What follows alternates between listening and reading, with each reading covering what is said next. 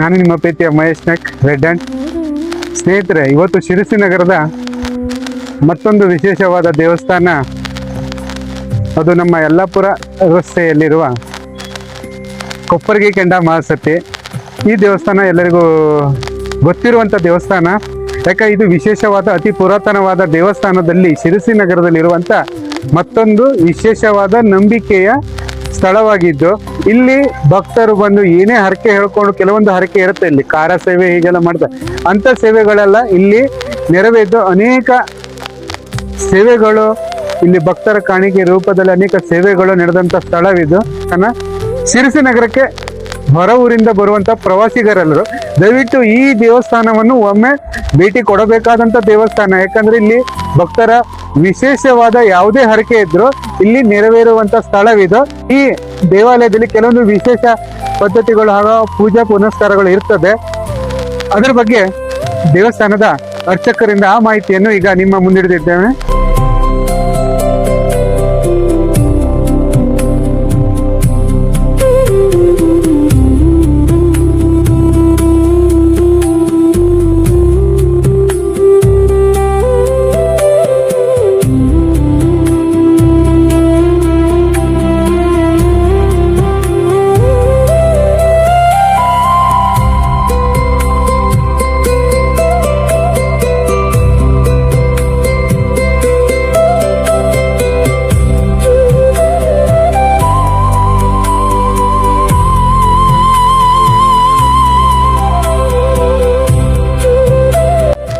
दिव्यां क्रियत्रां कराभय शुभ्रकदे दरानां दिव्यानां दिवस्वरूपणार्यां ನಮಾಮಿ ದೇವೀಂ ಪ್ರಣಮಾಮಿ ಮಾಸ್ತಿಂ.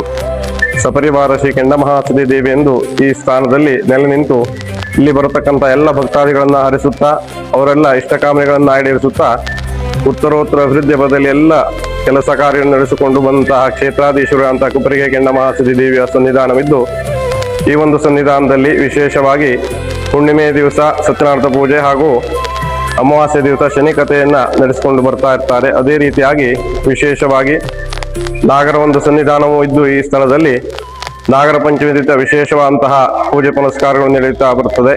ಅದೇ ರೀತಿಯಾಗಿ ಗಣೇಶೋತ್ಸವದ ಸಂದರ್ಭದಲ್ಲೂ ಕೂಡ 7 ದಿವಸಗಳ ಕಾಲ ಸನ್ನಿಧಾನದಲ್ಲಿ ಗಣೇಶೋತ್ಸವನ್ನ ವಿಜೃಂಭಣೆಯಿಂದ ನಡೆಸಿಕೊಂಡು ಬರ್ತಾ ಇರ್ತಾರೆ. ಹಾಗೆಯೇ ನವರಾತ್ರಿ ಉತ್ಸವದ ಅಂಗವಾಗಿಯೂ ಕೂಡ ವಿಶೇಷವಾಗಿ ಪೂಜೆಯನ್ನ, ಪಾರಾಯಣವನ್ನ, ಉಡಿ ಸೇವೆಯನ್ನ, ಅರ್ಚನೆಗಳನ್ನ ಮಾಡಿಸುತ್ತಾ ಭಕ್ತಾದಿಗಳು ಅತಿ ಹೆಚ್ಚಿನ ಸಂಖ್ಯೆಯಲ್ಲಿ ಬಂದು ದೇವಿಯ ಒಂದು ಕೃಪಾ ಆಶೀರ್ವಾದಕ್ಕೆ ಭಾಗಿಯಾಗ್ತಾ ಇರ್ತಾರೆ. ಹಾಗೆಯೇ ವಿಶೇಷವಾಗಿ ಇಲ್ಲಿ ವಿಶೇಷವೇನೆಂದ್ರೆ 2 ತಿಂಗಳ ಕಾಲ